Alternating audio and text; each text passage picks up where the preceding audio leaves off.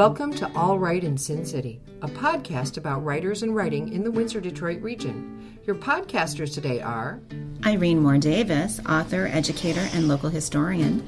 Sarah Jarvis, former bookseller, publishing rep, and literary festival chair. and me, Kim Conklin, Windsor-based writer and filmmaker.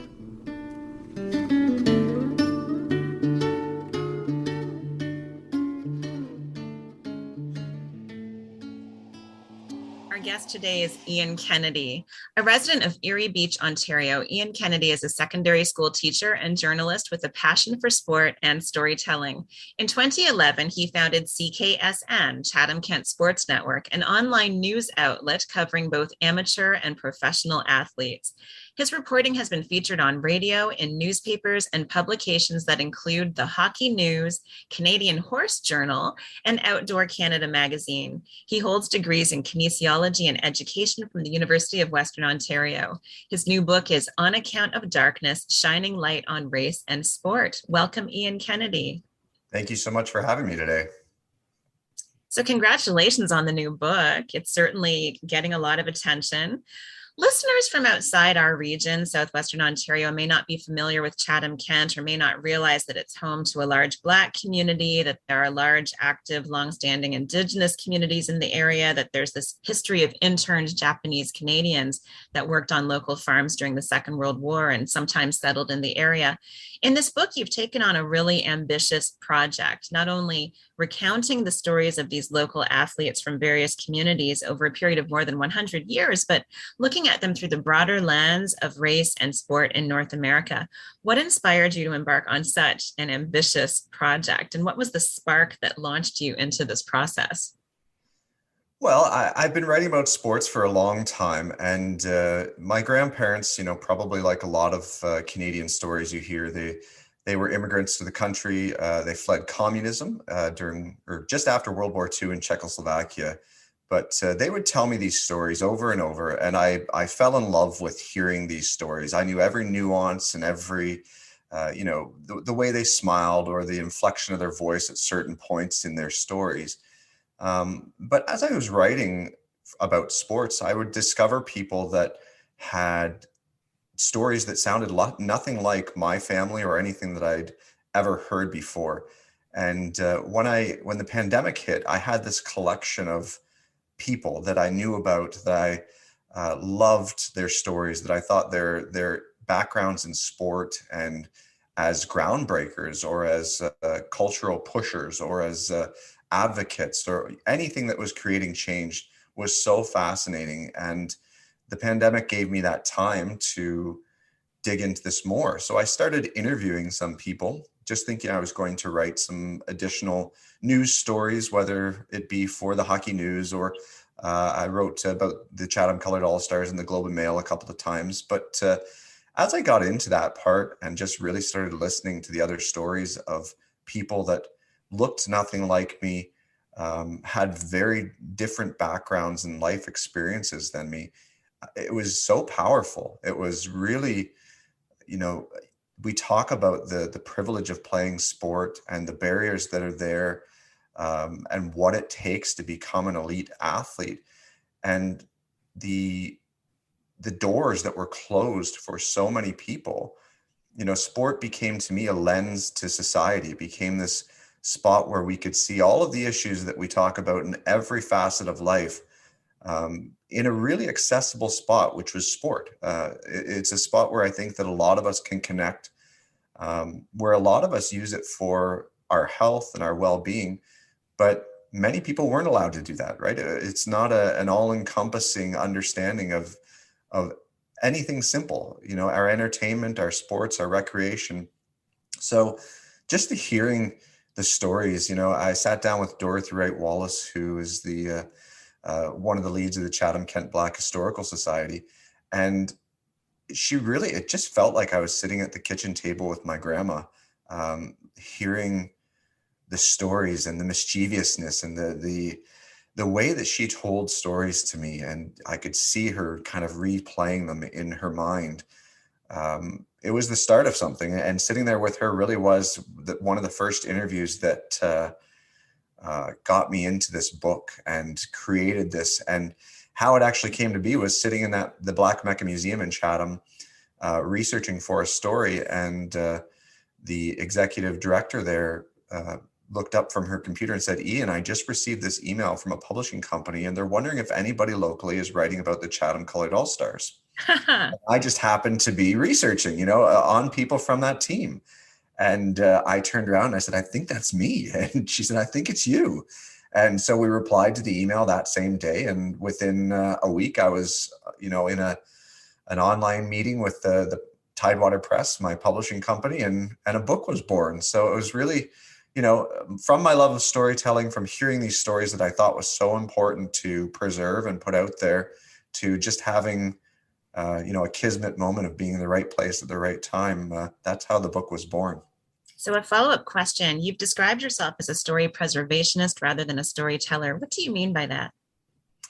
Well, I'm white. I'm a person with great privilege, and these aren't my stories, but I definitely recognize the crucial importance of having these stories preserved. So I don't want to be the person telling the stories. I'm definitely view this as story preservationist, as a historical standpoint of keeping the records, the oral histories of so many people intact. But throughout that process as well, some of the Black and Indigenous leaders that I spoke with really told me the importance of placing myself within the book. So you'll see that almost every chapter begins with a personal anecdote or story of myself. And quite often those are me being part of the systems of oppression, or me being part of the barriers that were there, or the things that I was taught, or the things that I've seen in our community that didn't impact me the same way they impacted other people growing up. So it was just that aspect of really, I grew up, like I said, listening to my grandparents' stories. And when I started listening to other people's stories, and seeing how important those stories were to not just them as individuals, but to the Black community or the Indigenous community or the Japanese Canadian community, it just felt like it needed to be put into something permanent. It needed to be an educational tool, or something that was there that which this conversation needs to continue, of course, anybody could pick up and, really dive into a rich history of athletics, but also, the history of oppression and the history of some people being able to rise above that and become representation for entire communities of people. So the preservationist part is really important to me. I don't want people to think that I'm telling these stories. I'm just keeping these stories safe. And that's the importance of me for this book. And that's the importance I heard from the communities when I was working with them to write it. And not only that, you've got a huge wide range of material in this book. For those of us who aren't sporty at all, you covered all of the sports balls: baseball, hockey, boxing, horse racing, basketball, golf, and more. And so you told us a little bit about where you were when this sort of light bulb went off, but when did that happen, and how long did it take to unfurl these stories, and from start to finish? And and you've talked a little bit about the research process that you had. You were at the museum and you did interviews. Was there other research that you came to use? Oh, I did hundreds of hours of research for this, but the most important part of it was, making this a source document. So really diving into the one-on-one interviews, which basically no one exists in this book without me having researched either the person directly or their descendants. And that was really important to me, again, in that preservationist aspect of the stories. But I dug into every museum, and during the pandemic, that was very difficult. I had a lot of people sneaking me into back rooms and, under the cover of darkness into the archives of places to continue this research. But I've been collecting stories or learning the bits and pieces about some of these people. The more notable features in the book, the Fergie Jenkins and Bob Izumis and the Chatham Colored All-Stars and Mel and Herb Wakabayashi. I've known about them for a decade, but I never really dug into the story of how they got to be where they were and what they had to endure to be there and what it meant to be an athlete, a racialized athlete in Canadian sport or just in Canadian life and society. I hadn't really dug into that portion of it. I've always been enthralled with social justice and fighting for equity in all aspects of life.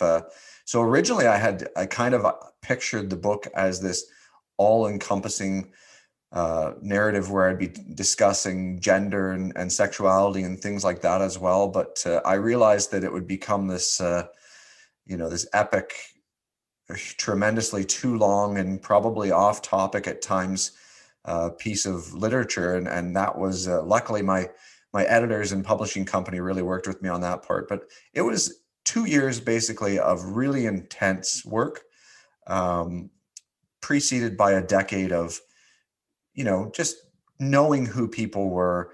But the real deep dive was the pandemic time. I really put it all and had that opportunity when sports around the world stopped, live sports. It gave me a chance to really dig into the history of many of these people that we probably don't know enough about in Canada, but need to. Even for those of us who are pretty familiar with Black or Indigenous history in the region, there are some pretty surprising facts in this book.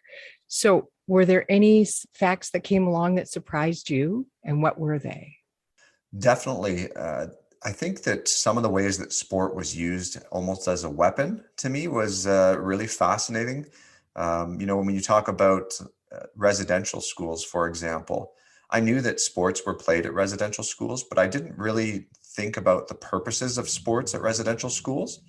So, for example, like hockey being a sport that we tie so tightly to our Canadian identity, I really hadn't thought about the idea that hockey was used to assimilate, to remove culture and to make Indigenous youth feel more Canadian. And, there's quotes in the book about some of the people that were operating those residential schools saying that the hockey rink was as important as the classroom. And that's a really, a powerful statement. And then when Indigenous youth fell in love with the game of hockey, it was used as a punishment tool. So it could be removed when kids didn't follow, when they spoke their own language or they, talked about their families or their traditions. And it was really, there's some facts about that, just how sport was used. One of the stories that didn't make it into the book is similar with Henry Ford introducing square dancing to Black communities and to schools in America because he despised blues and jazz in Detroit and wanted something with, as he said, more decorum and more structure. And he tried to, eradicate that musical genre because he was a racist, and that's the way it is. So sport can be used as weapons, not just as kind of this pastime that we make it out to be. So that was really something moving to me. I also, dug in deeper to the story of the Great White Hopes, which is basically at the time when Jack Johnson was the heavyweight champion of the world in boxing. They introduced this thing called the Great White Hopes, where they were trying to find the white person that could, reclaim boxing's supremacy to, which, we can use the word supremacy there because it was white supremacy as well as athletic supremacy at that point to beat Jack Johnson. And the local connections to that is a man named Arthur Pelkey. And digging into the history of what the Great White Hopes meant was something that I had heard the phrase before, but never really knew what it meant. And it was terrifying. It just shows you how sport is used as this structural, systemic tool to uphold barriers and to uphold racist beliefs and to be flat out racist at times, not just to be an avenue for it, but to, in fact, be the actual vessel that perpetuates these ideas that we have. The title of the book is quite clever. The phrase "on account of darkness" is taken from a very specific historical moment. Can you shed some light on that? Yeah, so that was, I had a variety of titles for the book, and this one really resonated with me because you can kind of take there's a double, entendre to it a little bit where you can really dive into it and think about the multiple layers. But it comes from the Chatham Colored All-Stars, who are a team that is as historic and important in Canada to our, the fabric of the discussion of sport and race as there is. And they're going to be inducted to the Canadian Sports Hall of Fame, and receive the Order of Sport, which are two monumental things. But the Chatham Colored All-Stars were one of the first prevalent all-black baseball teams in Canada. And in 1934, they were on the precipice of winning an Ontario championship, which was the first ever all-black team to win a provincial championship. And they were leading 3-2 in this championship game against Penetanguishene. And, Earl Flatchase, who's one of the people in the book, is pitching on the mound, and he throws a strike. He gets the first out. So now they're only, an out or two away from winning this title. And the umpires raise their arms and they call the game on account of darkness. But of course, the game is being played at about 4 p.m. and it's not dark. There's no darkness in the sky. The game can still happen. And you hear Boomer Harding, being another one of the famous players on that team, saying that he knew that they would never win that game at that moment. And his son Blake actually said the quote to me that the reason it was too dark, the reason the game was called on account of darkness, is because there was 9 black baseball players on the field. And that just, the words on account of darkness and why it was too dark in his mind, it just struck me as so appropriate for the way that we view race in sport, and also the way that we view racialized people in sport. And it was so, it just stuck, and I couldn't get that one out of my mind. So that's where On Account of Darkness came from. And eventually, of course, the team did win the championship with new umpires a day later. And they still stand as the only all-black baseball team to win a championship, a provincial championship in Canada. And it's such a monumental thing when you read their story, what they had to endure, and just a historic moment in Canada that we haven't heard about until the last couple of years. So that's where the title came from. Yeah, it's so important to recognize the contribution of that team. And you've mentioned one of the descendants of a member of the team as well. And many of the people you discuss have family members or descendants still living in this area. So how have they been reacting to the book?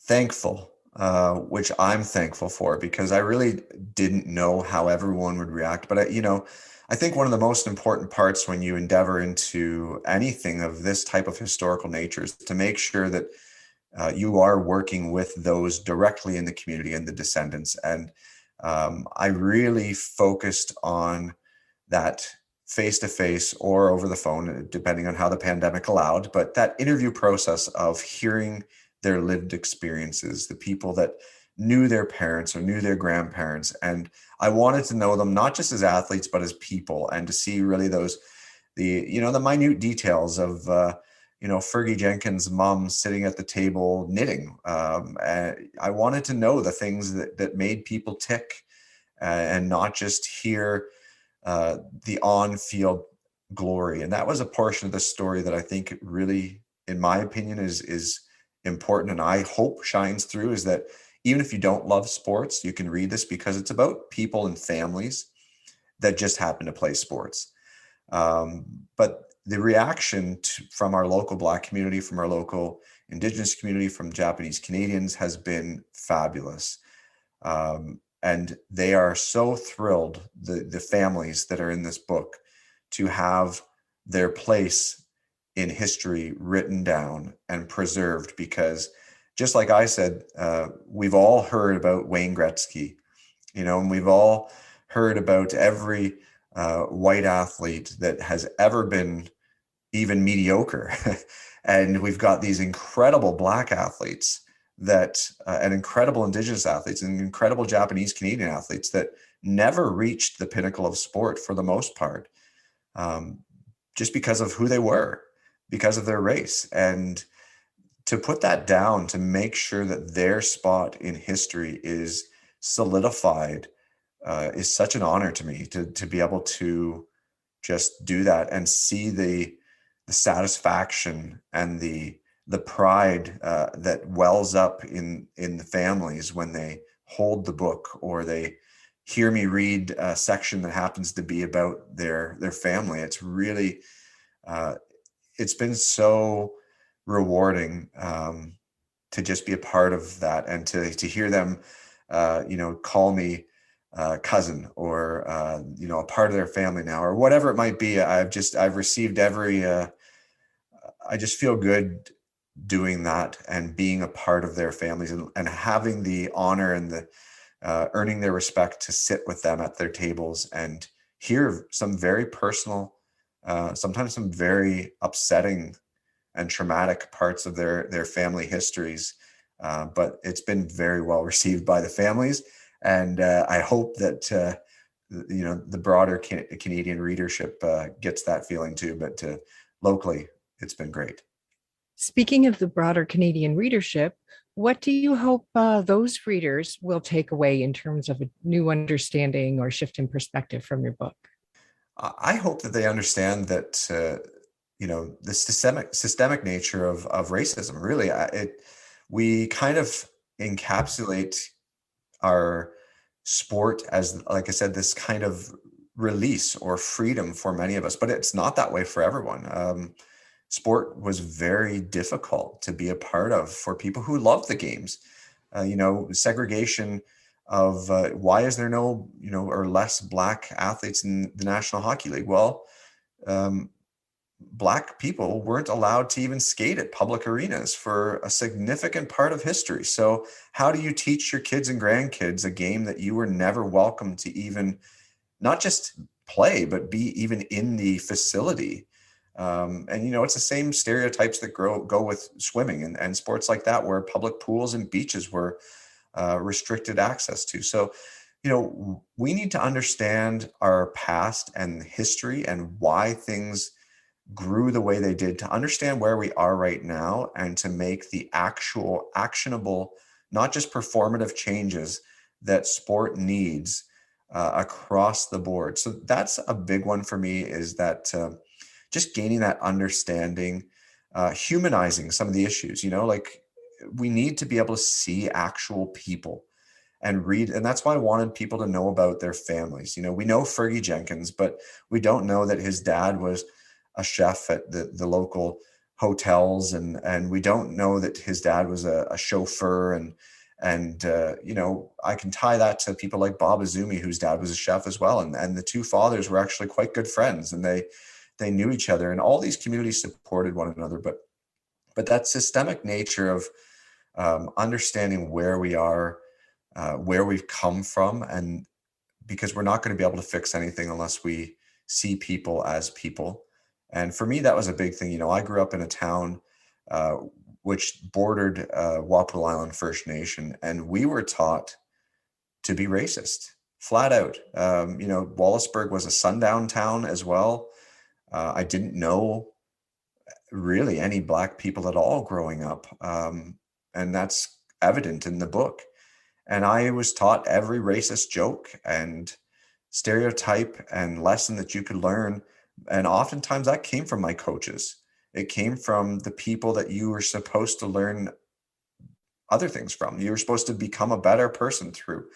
So I just really do hope that the book to the broader Canadian market maybe makes that topic or discussion of racism in Canada more accessible, because in Canada, we portray ourselves as this all welcoming, all encompassing country of diversity, but we're not. The border between us and the United States, where race is at a bigger forefront in conversation, it's just a colonized Western creation. Racism does not flow through the air and stop at this mythical wall between borders. It exists in Canada.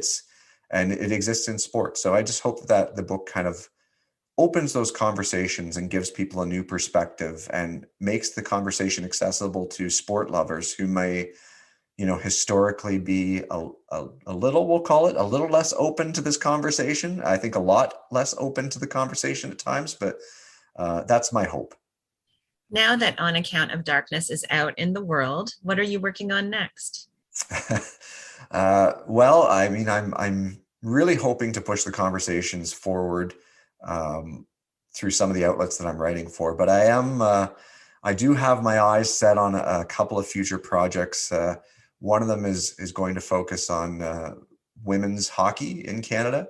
And I've been just dabbling at the early parts of the interview process for a project there. But my hometown of Wallaceburg, Ontario, was home to a tournament called the Lipstick Tournament. And it was one of the first, well, it was the first tournament, women's hockey tournament in Ontario, and one of the very first in Canada. And some of the people that were involved in that tournament year after year founded the 1987 World Hockey Tournament, which was the predecessor to what we know now as the World Championships for women. So it was a really important stretch of time in those 20 years from the time the Lipstick Tournament was founded to 1987. And we see, the issues of gender and sexuality and inclusion in sport for women really being talked about there too. And I wanted to approach that from a couple other historical events because, even with the book On Account of Darkness, there are multiple chapters that deal with the intersections of race and gender and what it means to be a Black woman or Indigenous woman is totally different than, what it means to be a Black man or an indigenous man. So there's conversations that need to be had. And I want to just continue pushing those conversations in sports. There's other things I'd love to write about. I've got a list ongoing, but I think the logical next step for me is to stay in the sports realm, continue writing about, some of the stories that we haven't heard in the hockey news, continue doing that for Yahoo and the Globe and Mail and these, the Canadian Horse Journal, which I just had an article come out recently as well about Black horse racing and riding centered around Dresden, Ontario. And I just think there's a lot of stories that can be told that haven't been told.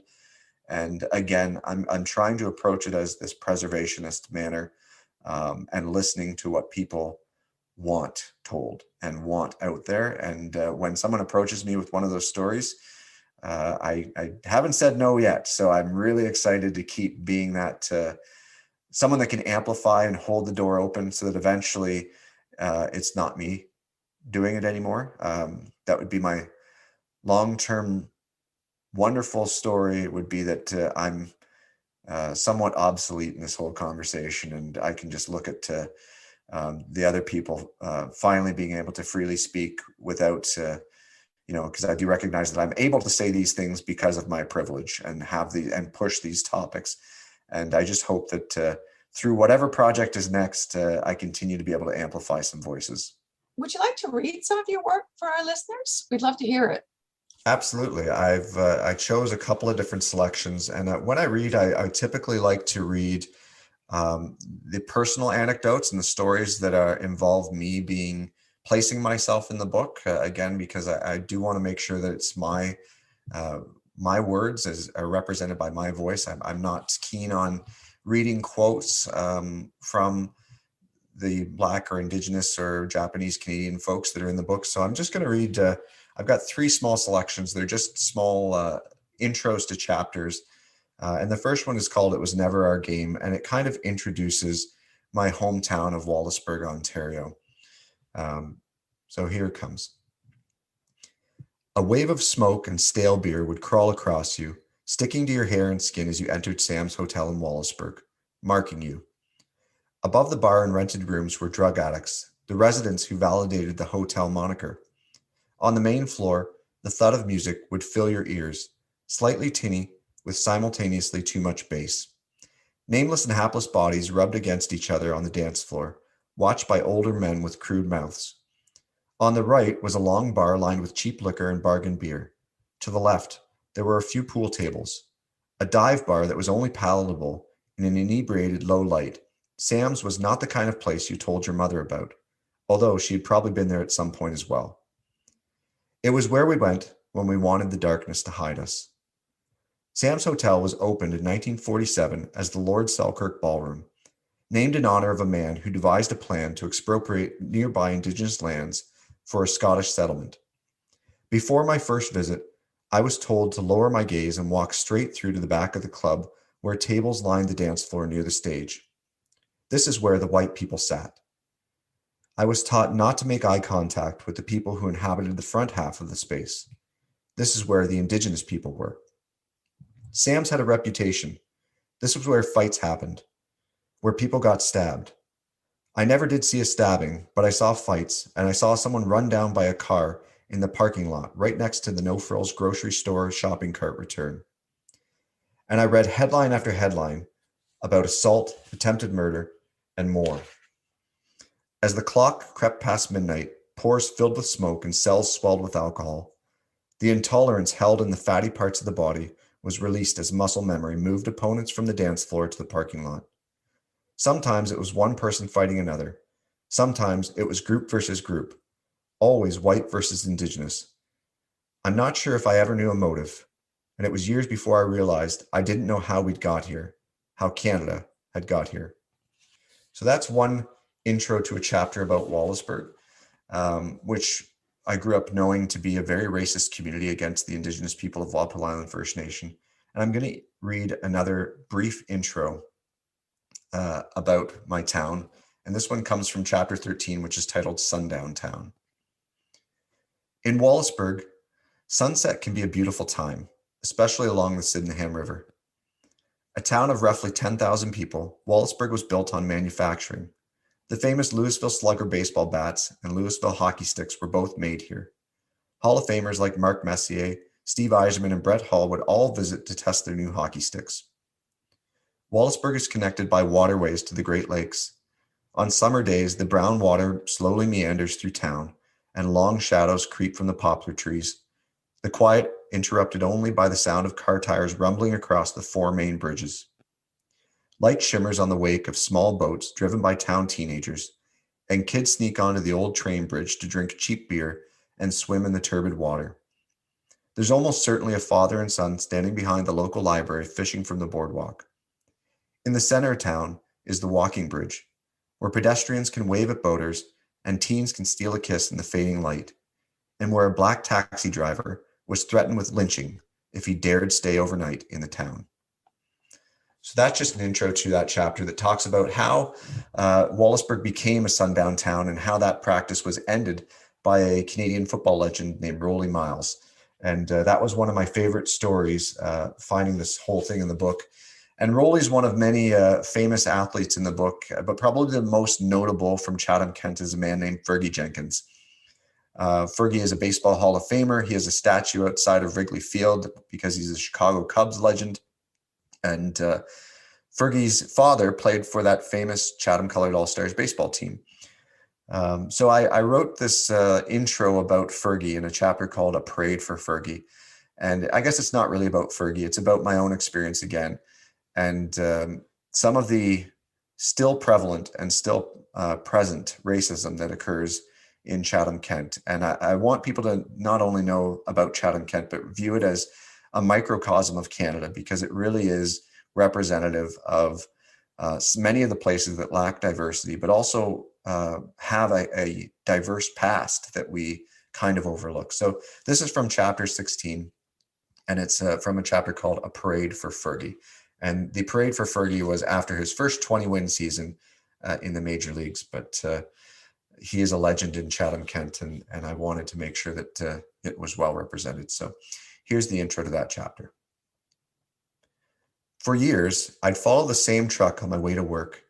The driver and I likely woke at almost the same time, checked the same weather reports. Maybe we sat down at similar tables and drank our coffee, and then stood to gather our coats and shoes. The darkest hours seemed to be those just prior to sunrise, my turn signal illuminating the world in intervals.